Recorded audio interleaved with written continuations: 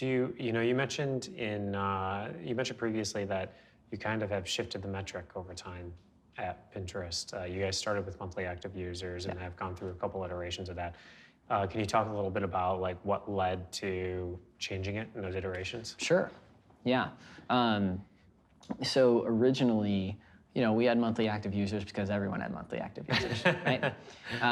And what we learned is that, Pinterest is special in what it needs to be successful.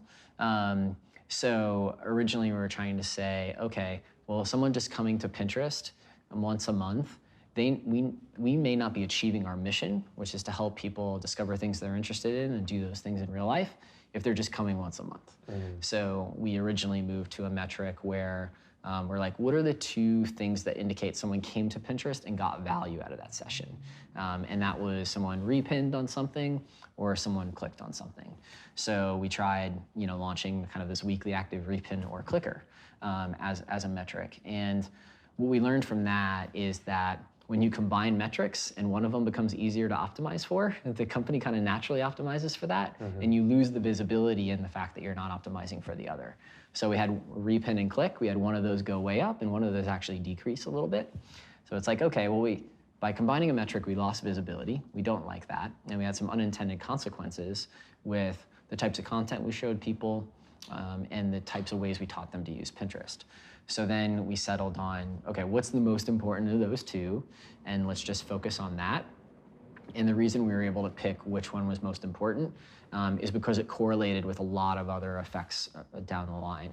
So for repin for us, not only do it means you found something you liked enough to save for later, it means we get signal on the quality of the content on Pinterest so that we can make better recommendations to other people in the future. Yeah. So that's really important for us being a successful ecosystem. And then we also found that people that repin create more boards and they follow more users, and we expect, but we don't have a great metric for this yet, they end up doing more things as a result of Pinterest, right? So that's kind of how the evolution took place. Definitely some missteps there and some learnings. You see, Facebook is moving from kind of monthly active user to DA user because the entire internet population is already a monthly active user, basically. Yeah. So if they want to move a metric, they can't really move that one anymore. So it's kind of a natural evolution for them. Well, not only that, they're moving to a metric that measures their ecosystem as they break apart from Facebook to the Messenger app to other kind of products as well, which is interesting. Do you think it'll go through another evolution, your metric? Yeah, I mean, at some point, if everyone on Pinterest is repinning on a weekly active basis, then we'll probably move it to daily, right? Yeah. So it's easy to predict the kind of frequency, getting harder and harder. Facebook's probably going to migrate to like hourly active something at some point, right? Because people are on it all the time. So definitely see an evolution towards more frequency. We're not sure if we should have the type of frequency of a social network because you're never gonna. We won't want you discovering new things to do like every 5 minutes because you're just going to get overwhelmed. So sure. I don't know if we'll eventually switch to daily, but I could see that happening.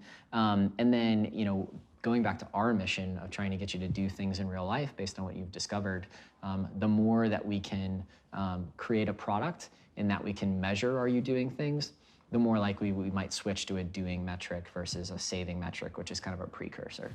Great.